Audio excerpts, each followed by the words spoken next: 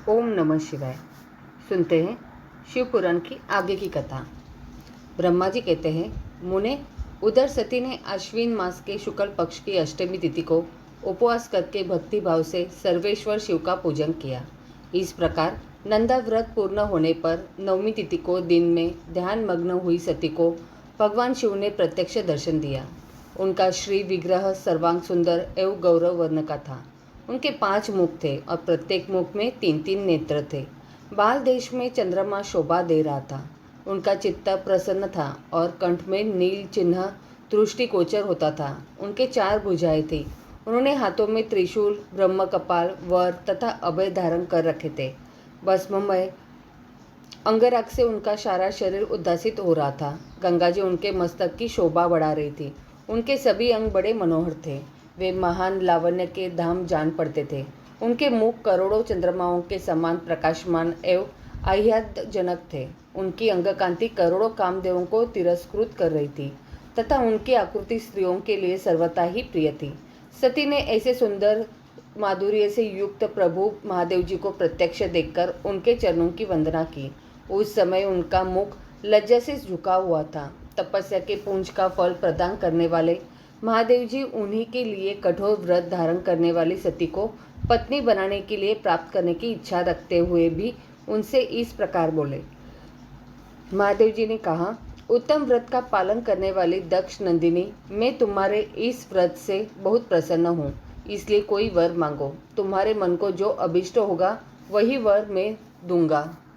ब्रह्मा जी कहते हैं, मुने, जगदीश्वर महादेव जी यद्यपि सती के मनोभाव को जानते थे तो भी उनकी बात सुनने के लिए बोले, कोई वर मांगो।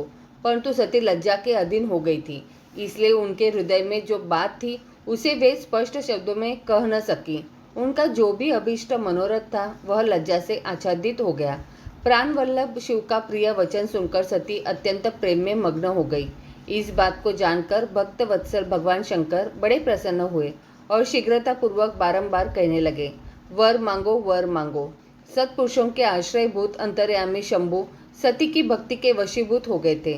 तब सती ने अपनी लज्जा को रोककर महादेव जी से कहा, वर देने वाले प्रभु, मुझे मेरी इच्छा के अनुसार ऐसा वर दीजिए जो टल न सके। भक्त वत्सल भगवान शंकर ने देखा सती अपनी बात पूरी नहीं कर पा रही थी। तब वे स्वयं ही उनसे बोले, देवी, तुम मेरी भार्या हो जाओ। अपने अभीष्ट फल को प्रकट करने वाले उनके इस वचन को सुनकर आनंद मग्न हुई सती चुपचाप खड़ी रह गई, क्योंकि वे मनोवांछित वर पा चुकी थी। फिर दक्ष कन्या प्रसन्न हो दोनों हाथ जोड़ मस्तक झुका भक्त वत्सल शिव से बारंबार कहने लगी। सती बोली, देवादिदेव महादेव, प्रभु जगतपते, आप मेरे पिता को कहकर वैवाहिक विधि से मेरा पानी ग्रहण करें। ब्रह्मा जी कहते हैं, नारद, सती की यह बात सुनकर भक्त वत्सल महेश्वर ने प्रेम से उनकी ओर देखकर कहा, प्रिय, ऐसा ही होगा। तब दक्ष कन्या सती भी भगवान शिव को प्रणाम करके भक्तिपूर्वक विदा मांग जाने की आज्ञा प्राप्त करके मोह और आनंद से युक्त हो माता के पास लौट गई। इधर भगवान शिव भी हिमालय पर अपने आश्रम में प्रवेश करके दक्ष कन्या सती के वियोग से कुछ कष्ट का अनुभव करते हुए उन्हीं का चिंतन करने लगे। देवर्षि फिर मन को एकाग्र करके लौकिक गति का आश्रय ले भगवान शंकर ने मन ही मन मेरा स्मरण किया। त्रिशूलधारी महेश्वर के स्मरण करने पर उनकी सिद्धि से प्रेरित हो मैं तुरंत ही उनके सामने जा खड़ा हुआ। तात हिमालय के शिखर पर जहाँ सती के वियोग का अनुभव करने वाले महादेव जी विद्यमान थे, वहीं मैं सरस्वती के साथ उपस्थित हो गया। देवर्षि, सरस्वती सहित मुझे आया देख सती के प्रेम पाश में बंधे हुए शिव उत्सुकता पूर्वक बोले। शंभु ने कहा, ब्रह्मन, मैं जब से विवाह के कार्य में स्वार्थ बुद्धि कर बैठा हूँ, तब से अब मुझे इस स्वार्थ में ही स्तवन सा प्रतीत होता है। दक्ष कन्या सती ने बड़ी भक्ति से मेरी आराधना की है। उसके नंदा व्रत के प्रभाव से मैंने उसे अभिष्ट वर देने की घोषणा की। ब्राह्मण, तब उसने मुझसे यह वर मांगा कि आप मेरे पति हो जाइए। यह सुनकर सर्वथा संतुष्ट हो मैंने भी कह दिया कि तुम मेरी पत्नी हो जाओ। तब दक्षिणायनी सती मुझसे बोली, जगतपते, आप मेरे पिता को सूचित करके वैवाहिक विधि से मुझे ग्रहण करें। ब्राह्मण, उसकी भक्ति से संतोष होने के कारण मैंने उसका वह अनुरोध भी स्वीकार कर लिया। विधाता, तब सती अपनी माता के घर चली गई और मैं यहाँ चला आया। इसके लिए अब तुम मेरी आज्ञा से दक्ष के घर जाओ और ऐसा यत्न करो जिससे प्रजापति दक्ष शीघ्र ही मुझे अपनी कन्या का दान कर दे। उनके इस प्रकार आज्ञा देने पर मैं कृतकृत्य और प्रसन्न हो गया तथा उन भक्तवत्सल विश्वनाथ से इस प्रकार बोला। मुझ ब्रह्मा ने कहा, भगवान शंभु, आपने जो कुछ कहा है उस पर भली भांति विचार करके हम लोगों ने पहले ही उसे सुनिश्चित कर दिया है। वृषभ ध्वज, इसमें मुख्यतः देवताओं का और मेरा भी स्वार्थ है। दक्ष स्वयं ही आपको अपनी पुत्री प्रदान करेंगे, किंतु आपकी आज्ञा से मैं भी उनके सामने आपका संदेश कह दूंगा। सर्वेश्वर महाप्रभु महादेवी जी से ऐसा कहकर मैं अत्यंत वेगशाली रथ के द्वारा दक्ष के घर जा पहुंचा।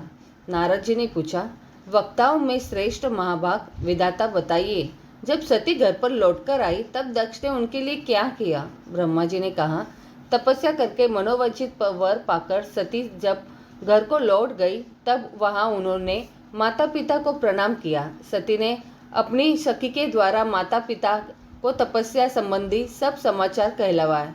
सखी ने यह भी सूचित किया कि सती को महेश्वर से वर की प्राप्ति हुई है।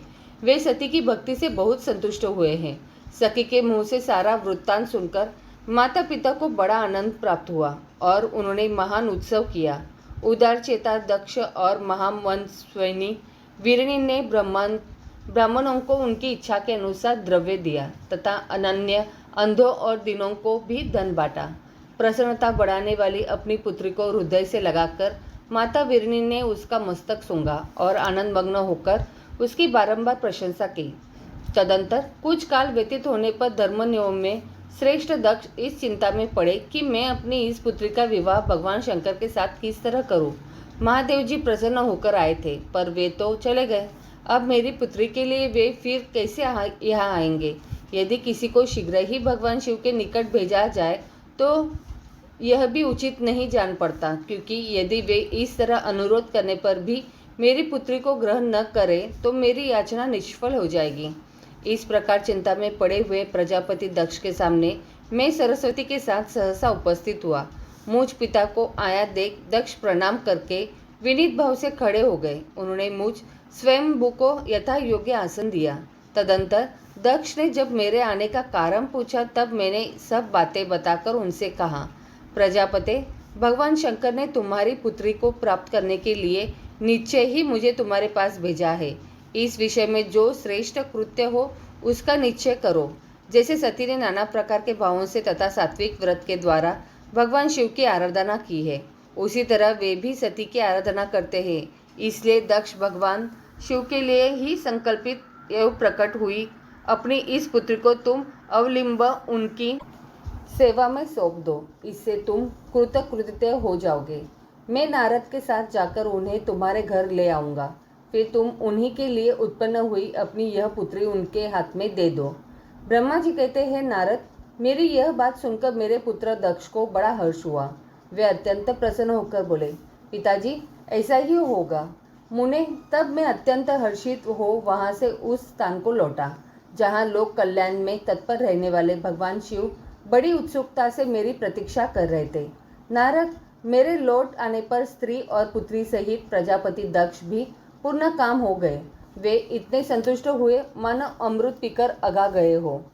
ब्रह्मा जी कहते हैं, नारद, तदंतर मैं हिमालय के कैलाश शिखर पर रहने वाले परमेश्वर महादेव शिव को लाने के लिए प्रसन्नतापूर्वक उनके पास गया और उनसे इस प्रकार बोला, वृषभ ध्वज, सती के लिए मेरे पुत्र दक्ष ने जो बात कही है उसे सुनिए और जिस कार्य को वे अपने लिए असाध्य मानते थे उसे सिद्ध हुआ ही समझिए। दक्ष ने कहा है कि मैं अपनी पुत्री भगवान शिव के ही हाथ में दूंगा, क्योंकि उन्हीं के लिए यह उत्पन्न हुई है। शिव के साथ सती का विवाह हो यह कार्य तो मुझे स्वतः ही अभिष्ट है, फिर आपके भी कहने से इसका महत्व और अधिक बढ़ गया।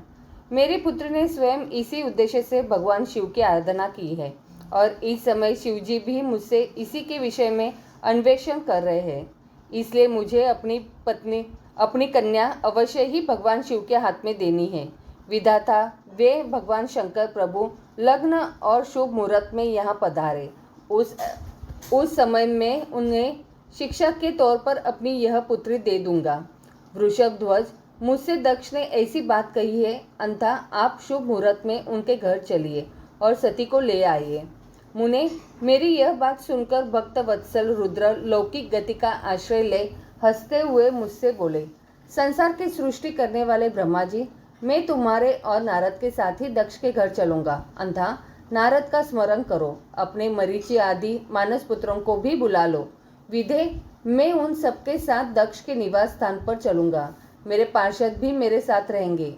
नारद, लोकाचार के निर्वाह में लगे हुए भगवान शिव के इस प्रकार आज्ञा देने पर मैंने तुम्हारा और मरीचि आदि पुत्रों का भी स्मरण किया। मेरे याद करते ही तुम्हारे साथ मेरे सभी मानस पुत्र मन में आदर की भावना लिए शीघ्र ही वहां आ पहुंचे। उस समय तुम सब लोग हर्ष से उत्फुल्ल हो रहे थे।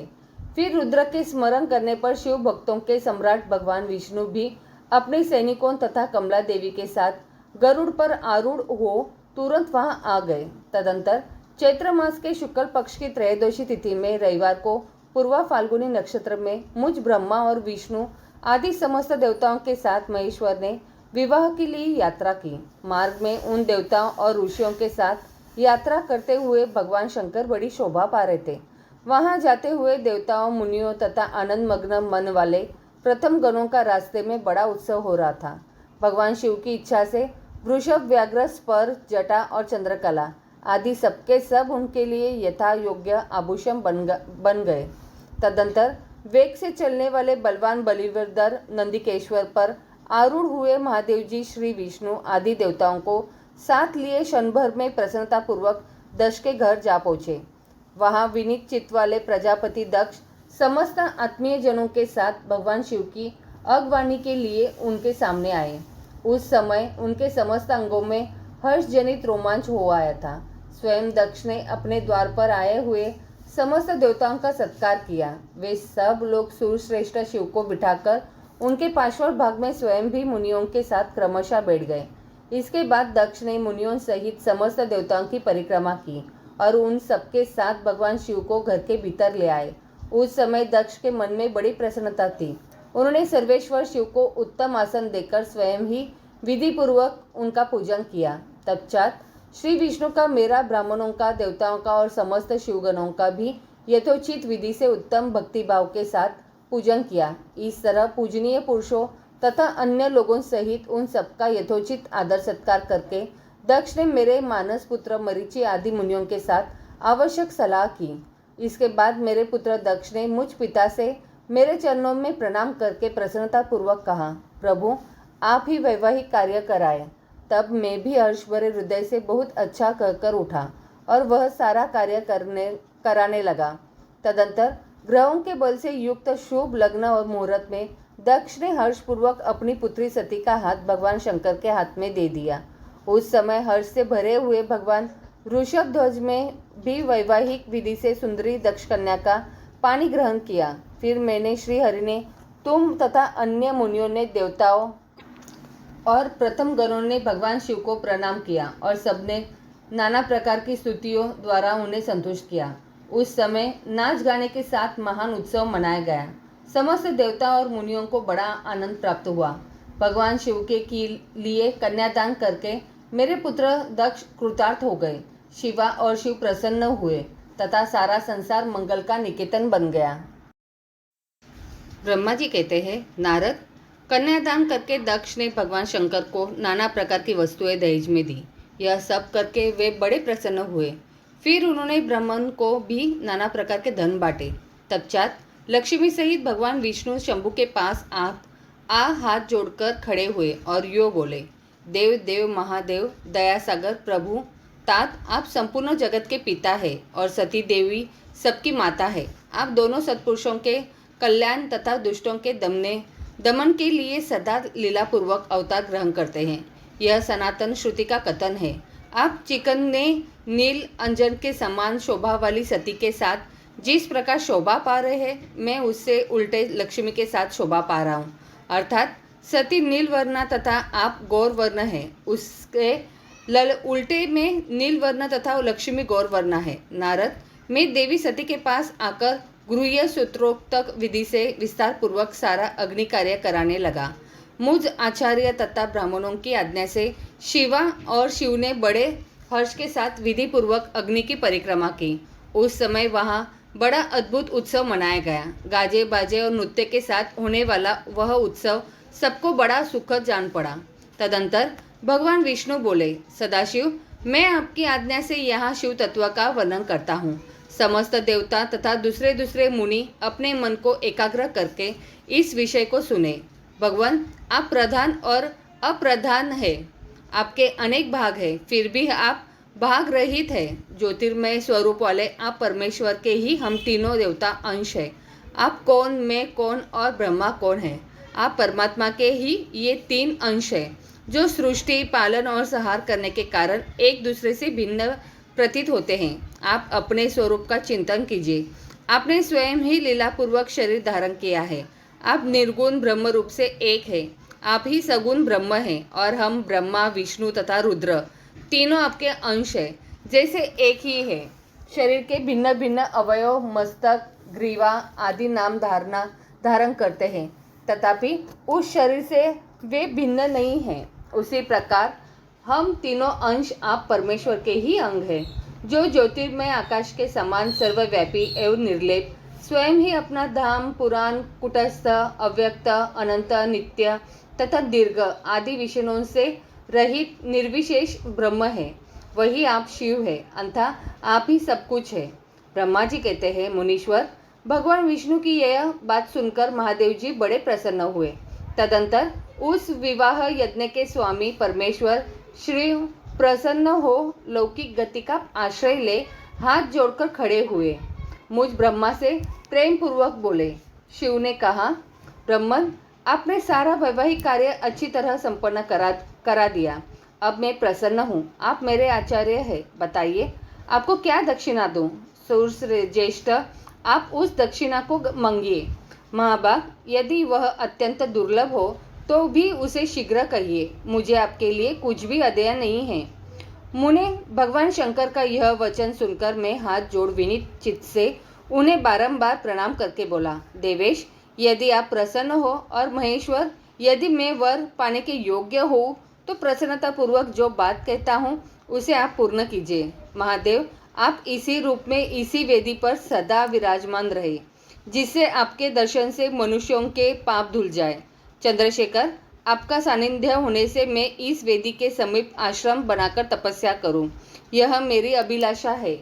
चैत्र के शुक्ल पक्ष की त्रयोदशी को पूर्वा फाल्गुनी नक्षत्र में रविवार के दिन इस भूतल पर जो मनुष्य भक्ति भाव से आपका दर्शन करे, उसके सारे पाप तत्काल नष्ट हो जाए, विपुल पुण्य की वृद्धि हो और समस्त रोगों का सर्वथा नाश हो जाए। जो नारी दुर्भगा, वंध्या, कानी अथवा रूपहीना हो, वह भी आपके दर्शन मात्र से ही अवश्य निर्दोष हो जाए। मेरी यह बात उनकी आत्मा को सुख देने वाली थी। इसे सुनकर भगवान शिव ने प्रसन्न चित्त से कहा, विधाता, ऐसा ही होगा। मैं तुम्हारे कहने से संपूर्ण जगत के हित के लिए अपनी पत्नी सती के साथ इस वेदी पर सुस्थिर भाव से स्थित रहूंगा। ऐसा कहकर पत्नी सहित भगवान शिव अपनी अंश रूपिणी मूर्ति को प्रकट करके वेदी के मध्य भाग में विराजमान हो गए। तत्पश्चात स्वजनों पर स्नेह रखने वाले परमेश्वर शंखदक्ष से विदा ले अपनी पत्नी सती के साथ कैलाश जाने को उद्यत हुए। उस समय उत्तम बुद्धि वाले दक्ष ने विनय से मस्तक झुका हाथ जोड़ भगवान वृषध्वज की प्रेम पूर्वक स्तुति की। फिर श्री विष्णु आदि समस्त देवताओं, मुनियों और शिवगणों ने नमस्कार पूर्वक नाना प्रकार की स्तुति करके बड़े आनंद से जय जयकार किया। तदंतर दक्ष की आज्ञा से भगवान शिव ने प्रसन्नता पूर्वक सती को वृषभ की पीठ पर बिठाया और स्वयं भी उस पर आरूढ़ हो वे प्रभु हिमालय पर्वत की ओर चले। भगवान शंकर के समीप वृषभ पर बैठी हुई सुंदर दांत और मनोहर हास वाली सती अपने नील श्याम वर्ण के कारण चंद्रमा में नीली रेखा के समान शोभा पा रही थी। उस समय उन नव दंपति की शोभा देख श्री विष्णु आदि समस्त देवता, मरीचि आदि महर्षि तथा दूसरे लोग ठगे से रह गए, हिल डुल कर भी न सके तथा दक्ष भी मोहित हो गए। तत्पश्चात कोई बाजे बजाने लगे और दूसरे लोग मधुर स्वर से गीत गाने लगे। कितने ही लोग प्रसन्नता पूर्वक शिव के कल्याणमय उज्ज्वल यश का गान करते हुए उनके पीछे पीछे चले। भगवान शंकर ने बीच रास्ते से दक्ष को प्रसन्नतापूर्वक लौटा दिया और स्वयं प्रेमाकुल हो प्रथम गणों के साथ अपने धाम को जा पहुँचे। यद्यपि भगवान शिव ने विष्णु आदि देवताओं को भी विदा कर दिया था, तो भी वे बड़ी प्रसन्नता और भक्ति के साथ पुनः उनके साथ हो लिए। उन सब देवताओं, प्रथम गणों तथा अपनी पत्नी सती के साथ हर्ष भरे शंभु हिमालय पर्वत से सुशोभित ही अपने कैलाश धाम में जा पहुँचे। वहाँ जाकर उन्होंने देवताओं, मुनियों तथा दूसरे लोगों का बहुत आदर सम्मान करके उनने प्रसन्नतापूर्वक विदा किया। शंभु की आज्ञा ले वे विष्णु आदि सब देवता तथा मुनि नमस्कार और स्तुति करके मुख पर प्रसन्नता की छाप लिए अपने अपने धाम को चले गए। सदा शिव का चिंतन करने वाले भगवान शिव भी अत्यंत आनंदित हो हिमालय के शिखर पर रहकर अपनी पत्नी दक्ष कन्या सती के साथ विहार करने लगे। सूत जी कहते हैं, मुनियों, पूर्व काल में स्वयंभू मनवंतरम में भगवान शंकर और सती का जिस प्रकार विवाह हुआ वह सारा प्रसंग मैंने तुमसे कह दिया। जो विवाह काल में यज्ञ में अथवा किसी भी शुभ कार्य के आरंभ में भगवान शंकर की पूजा करके शांत चित्त से इस कथा को सुनता है, उसका सारा कर्म तथा वैवाहिक आयोजन बिना किसी विघ्न बाधा के पूर्ण होता है और दूसरे शुभ कर्म भी सदा निर्विघ्न पूर्ण होते हैं। इस शुभ उपाख्यान को प्रेम पूर्वक सुनकर विवाहित होने वाली कन्या भी सुख, सौभाग्य, सुशीलता और सदाचार आदि सद्गुणों से संपन्न साध्वी स्त्री तथा पुत्रवती होती है। कैलाश तथा हिमालय पर्वत पर श्री शिव और सती के विविध विवाहों का विस्तार पूर्वक वर्णन करने के पश्चात ब्रह्मा जी ने कहा, मुने, एक दिन की बात है, देवी सती एकांत में भगवान शंकर से मिली और उन्हें भक्ति पूर्वक प्रणाम करके दोनों हाथ जोड़ खड़ी हो गई। प्रभु शंकर को पूर्ण प्रसन्न जान नमस्कार करके विनीत भाव से खड़ी हुई दक्ष कुमारी सती भक्ति भाव से अंजलि बांधे बोली। सती ने कहा, देव देव महादेव, करुणा सागर प्रभु, दीनों द्वार परायण महायोगिन, मुझ पर कृपा कीजिए। आप परम पुरुष है, सबके स्वामी हैं, रजोगुण, सत्वगुण और तमोगुण से परे है, निर्गुण भी है, सगुण भी है, सबके साक्षी, निर्विकार और महाप्रभु है। हर मैं धन्य हूँ जो आपकी कामिनी और आपके साथ सुंदर विहार करने वाली आपकी प्रिया हुई। स्वामी, आप अपनी भक्त वत्सलता से ही प्रेरित होकर मेरे पति हुए हैं। नाथ, मैंने बहुत वर्षों तक आपके साथ विहार किया है। महेशान, इससे मैं बहुत संतुष्ट हुई हूँ और अब मेरा उन उधर से हट गया है। तदेवेश्वर हर, अब तो मैं उस परम तत्व का ज्ञान प्राप्त करना चाहती हूँ जो नितिशय सुख प्रदान करने वाला है तथा जिसके द्वारा जीव संसार दुख से अनायास ही उद्धार पा सकता है। नाथ, जिस कर्म का अनुष्ठान करके विषयी जीव भी परम पद को प्राप्त कर ले और संसार बंधन में न बंधे, उसे आप बताइए, मुझ पर कृपा कीजिए। ब्रह्मा जी कहते हैं, मुने, इस प्रकार आदिशक्ति महेश्वरी सती ने केवल जीवों के उद्धार के लिए जब उत्तम भक्ति भाव के साथ भगवान शंकर से प्रश्न किया, तब उनके उस प्रश्न को सुनकर स्वेच्छा से शरीर धारण करने वाले तथा योग के द्वारा भोग से विरक्त चित्त वाले स्वामी शिव ने अत्यंत प्रसन्न होकर सती से इस प्रकार कहा। शिव बोले, देवी दक्ष नंदिनी महेश्वरी, सुनो, मैं उसी परम तत्व का वर्णन करता हूँ जिसे वासनाबद्ध जीव तत्काल मुक्त हो सकता है। परमेश्वरी, तुम विज्ञान को परम तत्व जानो। विज्ञान वह है जिससे उदय होने पर मैं ब्रह्म हूँ ऐसा दृढ़ निश्चय हो जाता है। ब्रह्म के सिवा दूसरी किसी वस्तु का स्मरण नहीं रहता तथा उस विज्ञानी पुरुष की बुद्धि सर्वथा शुद्ध हो जाती है। प्रिय, वह विज्ञान दुर्लभ है। इस त्रिलोक में उसका ज्ञाता कोई विरला ही होता है। वह जो और जैसा भी हो, सदा मेरा स्वरूप ही है, शशा परतपार ब्रह्म है। उस विज्ञान की माता ही मेरी भक्ति जो भोग और मोक्ष रूप फल प्रदान करने वाली है, वह मेरी कृपा से सुलभ होती है। भक्ति 9 प्रकार की बताई गई है। सती, भक्ति और ज्ञान में कोई भेद नहीं है। भक्त और ज्ञानी दोनों को ही सदा सुख प्राप्त होता है। जो भक्ति का विरोधी है उसे ज्ञान की प्राप्ति नहीं होती। देवी, मैं सदा भक्त के अधीन रहता हूँ और भक्ति के प्रभाव से जातिहीन नीच मनुष्यों के घरों में भी चला जाता हूँ, इसमें संशय नहीं है।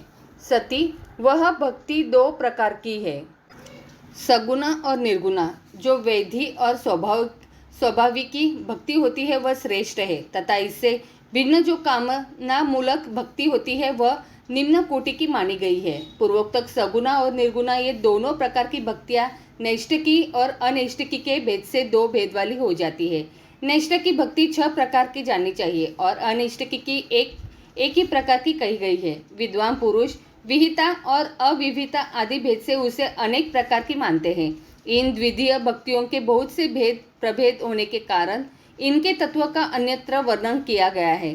प्रिय मुनियों ने सगुना और निर्गुणा दोनों भक्तियों के 9 अंग बताए हैं। दक्ष नंदिनी मैं उन 9 अंगों का वर्णन करता हूँ, तो प्रेम से सुनो। देवी, श्रवण, कीर्तन, स्मरण, सेवन, दास्य, अर्चन, सदा मेरा वंदन, सख्य और आत्मसमर्पण ये विद्वानों के भक्ति के 9 अंग माने हैं। शिवे, भक्ति के उपांग भी बहुत से बताए गए हैं। देवी, अब तुम मन लगाकर मेरी भक्ति के पूर्वोक्त 9 अंगों के पृथक पृथक लक्षण सुनो। वे लक्षण भोग तथा मोक्ष प्रदान करने वाले हैं। जो स्थिर आसन से बैठकर तन मन आदि से मेरी कथा कीर्तन आदि का नित्य सम्मान करता हुआ प्रसन्नता पूर्वक अपने श्रवण पुटों से उसके अमृतोपम रस का पान करता है, उसके इस साधन को श्रवण कहते हैं। जो हृदयाकाश के द्वारा मेरे दिव्य जन्म कर्मों का चिंतन करता हुआ प्रेम से वाणी द्वारा उनका उच्च स्वर से उच्चारण करता है, उसके इस भजन साधन को कीर्तन कहते हैं। देवी, मुझ नित्य महेश्वर को सदा और सर्वत्र व्यापक जानकर जो संसार में निरंतर निर्भय रहता है, उसी को स्मरण कहा गया है। अरुणोदय से लेकर हर समय सेव्य की अनुकूलता का ध्यान रखते हुए हृदय और इंद्रियों से जो निरंतर सेवा की जाती है, वही सेवन नामक भक्ति है। अपने को प्रभु का किंकर समझकर हृदयामृत के भोग से स्वामी का सदा प्रिय संपादन करना दास्य कहा गया है। अपने धन वैभव के अनुसार शास्त्रीय विधि से मुझ परमात्मा को सदा पाद्य आदि 16 उपचारों का जो समर्पण करना है, उसे अर्चन कहते हैं। मन से ध्यान और वाणी से वंदनात्मक मंत्रों के उच्चारण पूर्वक 8 अंगों से भूतल का स्पर्श करते हुए जो इष्ट देव को नमस्कार किया जाता है, उसे वंदन कहते हैं। ईश्वर मंगल या अमंगल जो कुछ भी करता है, वह सब मेरे मंगल के लिए ही है, ऐसा दृढ़ विश्वास रखना सख्य भक्ति का लक्षण है। देह आदि जो कुछ भी अपनी कही जाने वाली वस्तु है, वह सब भगवान की प्रसन्नता के लिए उन्हीं को समर्पित करके अपने निर्वाह के लिए भी कुछ बचाकर न रखना अथवा निर्वाह की चिंता से भी रहित हो जाना आत्मसमर्पण कहलाता है। ये मेरी भक्ति के 9 अंग हैं, जो भोग और मोक्ष प्रदान करने वाले हैं। इनसे ज्ञान का प्राकट्य होता है तथा ये सब साधन मुझे अत्यंत प्रिय है। मेरी भक्ति के बहुत से उपांग भी कहे गए हैं, जैसे बिल्व आदि का सेवन आदि। इनको विचार से समझ लेना चाहिए। प्रिय, इस प्रकार मेरी संगोपांग भक्ति सबसे उत्तम है। यह ज्ञान वैराग्य की जननी है और मुक्ति इसकी दासी है। यह सदा सब साधनों से ऊपर विराजमान है। इसके द्वारा संपूर्ण कर्मों के फल की प्राप्ति होती है। यह भक्ति मुझे सदा तुम्हारे समान ही प्रिय है। जिसके चित्त में नित्य निरंतर यह भक्ति निवास करती है, वह साधक मुझे अत्यंत प्यारा है।